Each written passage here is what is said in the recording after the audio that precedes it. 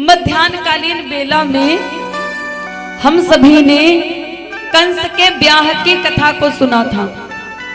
कंस मामा ने विवाह किया था जरासंध की 2 पुत्री अस्थि प्राप्ति के साथ में। और आज सबको नाचना पड़ेगा। क्यों?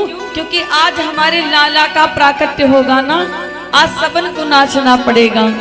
आज जितनी माताएं हैं, जितने भैया लोग हैं, सबको थोड़ा थोड़ा नृत्य करना पड़ेगा कथा में। भाई लाला का प्राकट्य जो होगा, बाजे बधाई नंद द्वारे आज जन्मे हैं कन्हैया रे, नाचे कोयलिया गाए मोर खुश हैं आज गैया रे। कंस मामा का विवाह हो गया। अब कंस मामा का जब विवाह हुआ तो कंस मामा की एक बहन है, नाम है माता देवकी। ये कंस के सगे चाचा की बिटिया है, नाम है इनका देवकी। और देवकी कौन है? अगर हमसे कोई पूछ ले कि देवकी कौन है, तो देवकी जगत माता है। अच्छा, जिस स्त्री के पुत्र भगवान बनकर के आए हो तो वो स्त्री तो जगत माता हो गई ना। हम सबके पिता भगवान हैं और हम सबके पिता नारायण जिनके पुत्र बने हैं, तो फिर वो तो जगत माता हो गई। माता देवकी को कंस अपनी सगी बहनों से ज्यादा प्रेम करता था, बहुत प्रेम करता था देवकी को। चाणूर को बुलाया, चाणूर से कहा, चाणूर हमारी बहन के लिए तुम कोई लड़का बताओ। तो चाणूर ने कहा, कैसा बताएं? बोला, सीधा साधा बताओ। देखो खुद कितना राक्षस है, लेकिन बहनों सीधा चाहिए क्योंकि बहन सीधी है। बोला, कोई लड़का बताओ जो सीधा हो, सज्जन प्रवृत्ति का हो। अच्छा, तो चाणूर ने लड़का बता दिया देवकी माता के अनुरूप। बोले, महाराज 10 सुत सूर सेन के जाए, ताके हैं वसुदेव कहाए। महाराज, लोहागढ़ के राजा सूरसेन के 10 पुत्र हैं। 10वें पुत्र का नाम है वसुदेव, क्योंकि वो 10वां पुत्र है। बड़ा सीधा है, सज्जन प्रवृत्ति का है। आप चाहो तो विवाह पक्का कर दे। अब विवाह पक्का कर दिया गया, विवाह पक्का हुआ। विवाह बड़ा धूमधाम से संपन्न किया, बड़ा तन मन लगन के साथ उसने अपनी बहन का ब्याह रचाया। विवाह संपन्न हो गया। विवाह के बाद जब विदाई का समय आया, कंस अपनी बहन को इतना ज्यादा प्रेम करता था कि जब विदाई का समय आया तो कंस ने सारथी, सारथी जानते क्या होता है? जो चलाता है रथ। सारथी से कहा, तुम हटो, मैं खुद सारथी बनूंगा आज अपनी बहन के लिए। इतना वो प्रेम करता था देवकी से, खुद सारथी बन गया। और जैसे घोड़ों को हाँकना चाहा, रंग में भंग लग गया। महाराज, आकाशवाणी हो गई।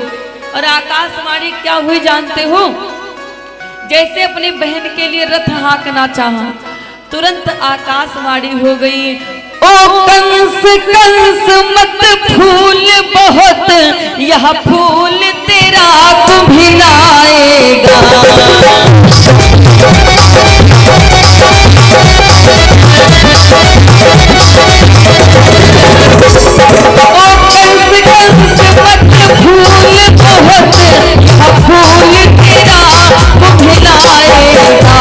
विश्वास रखो, हाँ यही फूल तुमको फूल में मिलाएगा।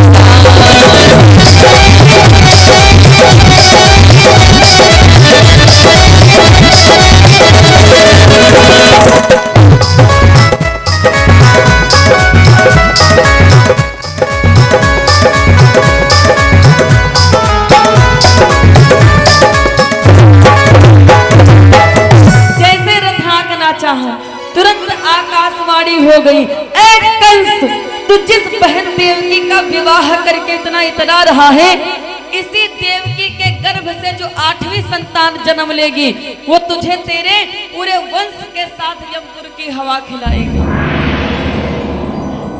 जैसे आकाशवाणी हुई रंग में भंग लग गया। आकाशवाणी इतनी बड़ी हो गई कि जिस बहन का तुम विवाह करके फूले नहीं समा रहे हो, इसी देवकी के गर्भ से 8वां पुत्र जन्म लेगा जो तुम्हें यमपुर की हवा खिलाएगा।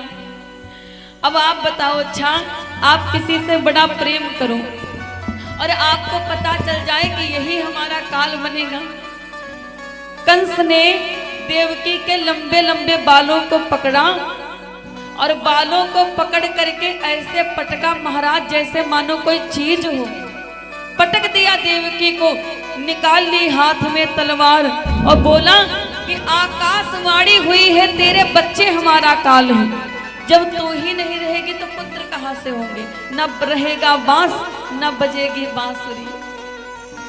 जैसे देवकी को मारना चाहा, वसुदेव ने हाथ पकड़ लिया और हाथ पकड़ के कहा, महाराज ये क्या करने जा रहे थे?